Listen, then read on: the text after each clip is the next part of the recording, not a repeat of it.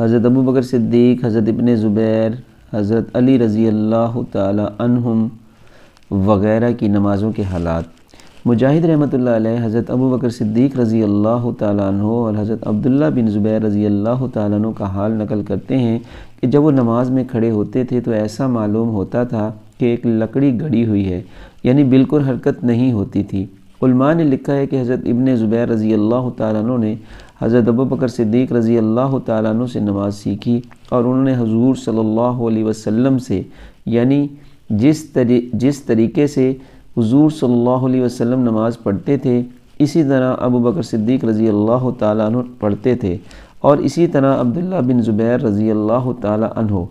ثابت رضی اللہ تعالیٰ عنہ کہتے ہیں کہ عبداللہ بن زبیر رضی اللہ تعالیٰ عنہ کی نماز ایسی ہوتی تھی کہ گویا لکڑی ایک جگہ گاڑ دی۔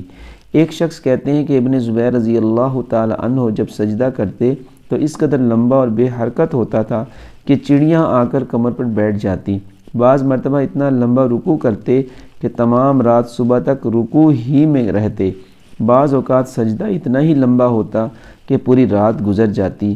جب حضرت ابن زبیر رضی اللہ تعالی عنہ سے لڑائی ہو رہی تھی تو ایک گولا مسجد کی دیوار پر لگا، جس سے دیوار کا ایک ٹکڑا اڑا اور حضرت ابن زبیر رضی اللہ تعالیٰ عنہ کے حلق اور داڑھی کے درمیان کو گزرا، مگر نہ ان کو کوئی انتشار ہوا، نہ رکوع سجدہ مختصر کیا۔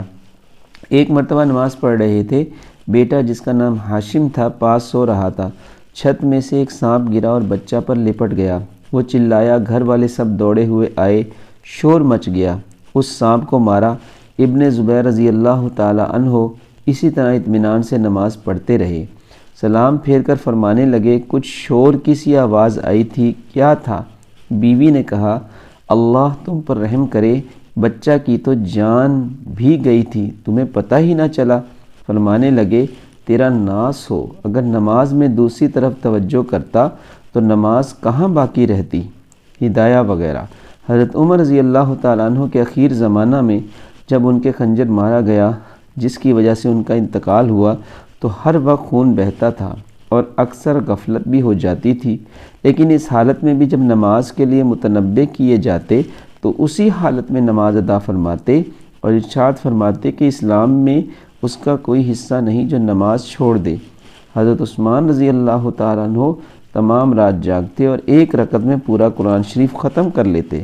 حضرت علی رضی اللہ تعالیٰ عنہ کی عادت شریفہ یہ تھی کہ جب نماز کا وقت آ جاتا تو بدن میں کپ کپی آ جاتی اور چہرہ زرد ہو جاتا۔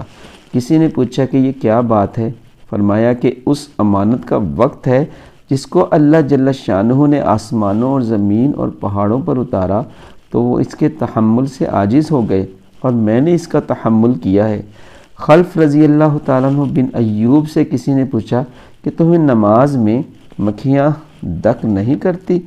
فرمایا کہ فاسق لوگ حکومت کے کوڑے کھاتے ہیں اور حرکت نہیں کرتے اور اس پر فخر کرتے ہیں اور اپنے صبر و تحمل پر اکڑتے ہیں کہ اتنے کوڑے مارے میں ہلا تک نہیں۔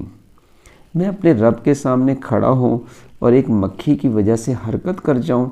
مسلم رحمۃ اللہ علیہ بن یسار جب نماز کے لیے کھڑے ہوتے تو اپنے گھر والوں سے کہتے کہ تم باتیں کرتے رہو، مجھے تمہاری بات کا پتہ ہی نہیں چلے گا۔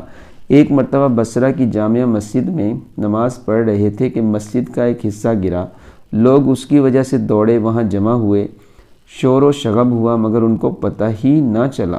حاتم اصم رحمۃ اللہ علیہ سے کسی نے ان کی نماز کی کیفیت پوچھی تو کہنے لگے کہ جب نماز کا وقت آتا ہے تو وضو کے بعد اس جگہ پہنچ کر جہاں نماز پڑھوں گا تھوڑی دیر بیٹھتا ہوں کہ بدن کے تمام حصوں میں سکون پیدا ہو جائے، پھر نماز کے لیے کھڑا ہوتا ہوں اس طرح کہ بیت اللہ کو اپنی نگاہ کے سامنے سمجھتا ہوں اور پل صراط کو پاؤں کے نیچے، جنت کو دائیں طرف اور جہنم کو بائیں طرف، اور موت کے فرشتے کو اپنے پیچھے کھڑا ہوا خیال کرتا ہوں اور سمجھتا ہوں کہ یہ آخری نماز ہے۔